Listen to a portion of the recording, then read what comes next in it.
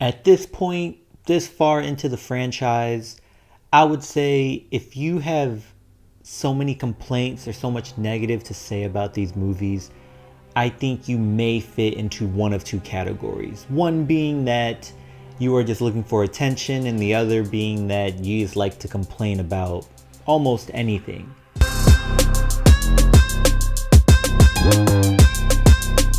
Hey everyone, my name is Max Aaron James.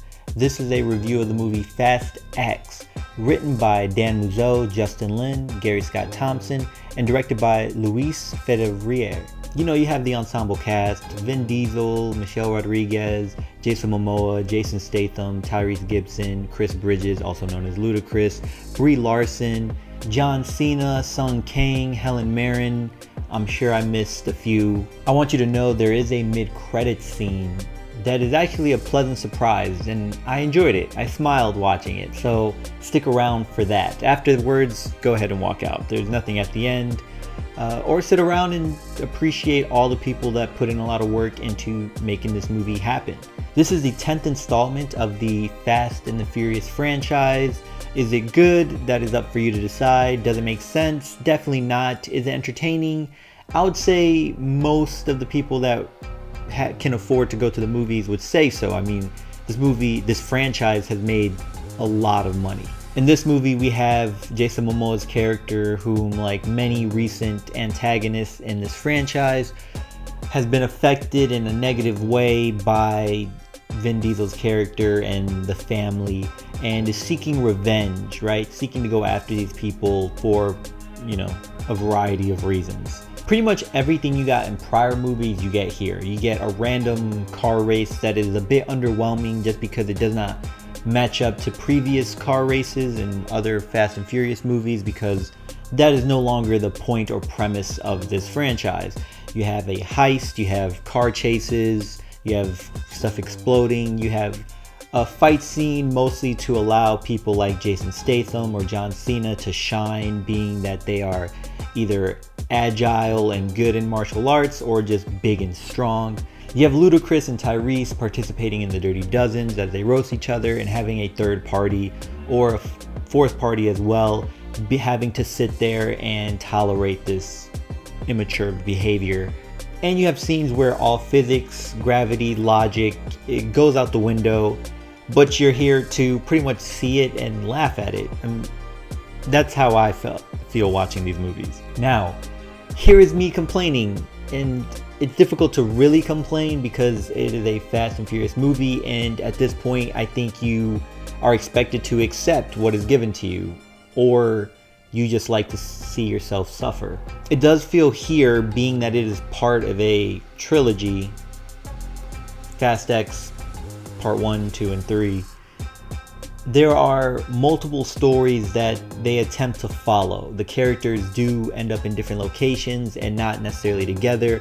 I mean, you can tell it's becoming more difficult to follow so many characters, and kind of makes sense that they are splitting this into 2 more films, but it feels that each storyline that we attempt to follow was written by an entirely different person who not necessarily is listening to what the other writers are saying, and each scene felt like it was written and directed by a different person. So when you cut to another scene, it felt abrupt and uneasy, and some scenes you could tell were cut shorter, probably for the sake of runtime, and they realized, oh, we're running out of time or space in writing this movie, so let's cut to this part and this part. And maybe they did just want to make one finale, right? The 10th one was expected to be the final one, but they wanted to tell a compelling story, or a story that could escalate or elevate the risk and stakes above other previous movies, because there are 9. But you could tell there's only so far you can go. At this point, you have to bring aliens in and travel and race on another planet. They end up not doing that because it would be too ridiculous for this franchise. A lot of the set designs were interesting, most of them obviously green screen, and one reminded me of a villain's lair, another one reminded me of a headquarters of a SHIELD or superheroes, headquarters. that's how it felt. So it was funny seeing that stuff. And some of the characters started to look like straight out of a video game. Now, that is not me complaining. It's just something I noticed and laughed at. And I thought it was, you know, they are obviously having fun, and they are in a way aware of how ridiculous they've gotten. You know, they sent people to space in a car and they did not die. The new additions, Alan Ritchson and Brie Larson, they were cool, you know, and then they did not get a lot of screen time, and which shows how crowded this cast is. Y'all hear that? I feel there's probably a joke there in relation to this movie, but currently I cannot think of one. You can go ahead and figure it out and comment it below. Anyway, Larson and Richardson, they're cool. I enjoyed what they gave, or what more so, not necessarily enjoyed, more what they gave was up to par to these movies. I did like Larson's acting. I'm just a fan of Brie Larson, so seeing her was nice. You have Leo Bello Perry, who plays the son to Dom and stepson to Michelle Rodriguez's character, and he was cool. I did not care, did not connect in any way for the character. It was whatever. He was part of a storyline mostly with John Cena's character, so it felt more of a buddy road trip thing, and I thought of that the whole time I saw them together, and I thought this in itself is a comedic movie where you have John Cena, the buff, strong guy, having to take care of a kid, which we've seen a few times, especially in the last decade or maybe 15 years ago with Dwayne Johnson and even Vin Diesel, right? Playing child movies and being that big tough guy, but end up having a kind heart and a heart of gold and actually sweet and loving. Anyway, that's a whole story, a whole different movie that I thought of while watching them. I think I may be worn out by now with these movies. I do not remember anything that happened in F9 aside from Tyrese and Ludacris going to space. Like, I really do not remember anything. I do not remember who the villain is. Maybe it was Charlize Theron, but I think she showed up prior. I do not know where anyone was, what happened to them, where they went. All I remember is the space scene. And I got kind of bored with this movie. I felt it dragged at moments. And in the beginning, when it tries to establish the story and get you ready for the movie, I did not care for it, and I just wanted to jump into the action because that is what we're here for, right? To just laugh at this stuff. And I was a bit disappointed at how much the trailer ruined some action scenes. Now, Jason Momoa as the antagonist, I really liked.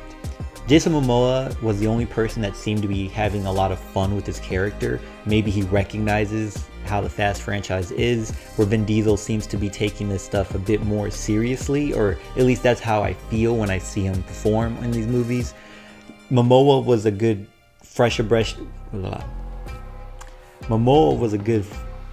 breath of fresh air. Gosh. He was fun to watch. He seemed to add maybe his own choices, and I kind of hope he added his own choices because there is that trope that's lasted for over 5 decades of making an antagonist or villain sexually ambiguous and flamboyant in cases, and there is obviously an issue with that. But I did not have too much of an issue here because I assumed while watching it that this was a personal choice that Jason Momoa made, and it felt very much like a potential Jared Leto Joker reenactment, but maybe he knows that he may not ever play a character like that. But hopefully that will change after this, because I would like to see him portray a similar character like this in the future, maybe in a better film, because he stood out definitely outside of everyone else, and it felt as if there were different stories or different movies pushed together, and then Jason Momoa was plopped in to connect them all.